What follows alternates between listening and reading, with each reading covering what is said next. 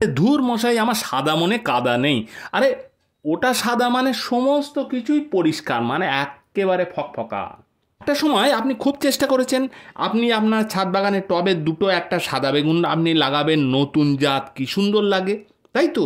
আমিও তাই করেছিলাম, কিন্তু সবাই ঠকিয়েছে।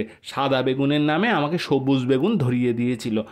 দেখুন আমার ছাদ বাগানে আপনিও করতে পারবেন। আমি করেছি নিজে হাতে দানা ছড়িয়ে, দেখুন চারা তৈরি করে সেই গাছে আজ আমি ফল তুলছি। দেখুন ফল কি একেবারে কম হয়ে গেছে? সাদা বেগুনের পরিমাণ কি একেবারে কম? কমেন্টে জানাবেন তো। আমি আগের দিনের ভিডিওতে কিভাবে সাদা বেগুনের পরিচর্যা করবেন, কি কি সার দেবেন, সমস্ত কিছু আমি বিস্তারিত আলোচনা করেছি। যদি মিস করে থাকেন তাহলে একটুখানি দেখে নেবেন, হয়তো ভুলভ্রান্তি হতে পারে, নিজ গুণে ক্ষমাও করে দেবেন। আগের দিন বাজারে গেলাম, বলে কিনা বেগুনের দাম 80 টাকা। আরে মশাই, আপনার ছাদ আছে তো, ছাদের উপর 4টে গাছ করে রাখুন, দেখবেন পয়সা লাগবে। আগের ভিডিওতে দেখলেন আমি লম্বা লম্বা এক ঝুড়ি বেগুন তুলেছি, আর আজ আপনি দেখছেন যে আমি সাদা বেগুন তুলছি। আপনার সপ্তাহে তো লাগে মাত্র 4টে বেগুন, আর এতগুলো বেগুনে কি আপনার চলবে না? অবশ্যই চলবেন, তবে খেয়াল রাখবেন পাশের বাড়ি রতনদার মা আর ছোটনের বৌমা যেন নজর না দেয়, তাহলে কিন্তু টুপটাপ আউট হয়ে যেতে পারে।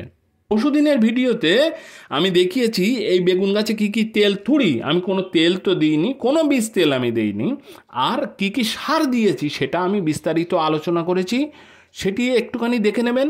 আর ভিডিওটা ভালো লাগলে একটা লাইক দেবেন, আর আমার চ্যানেলে নতুন হয়ে থাকলে চ্যানেলকে সাবস্ক্রাইব করে বেল বাটনকে অলে সেট করে দেন তো। একটা জিনিস মনে রাখবেন, আপনি যাকে যত্ন করবেন সে কিন্তু আপনাকে কিছু রিটার্ন দেবেই, এই যেমন বেগুন গাছ। যাই হোক, ভিডিওটা আর লম্বা করছি না, দেখা হবে অন্য একটা ভিডিওতে, ততক্ষণ পর্যন্ত টাটা।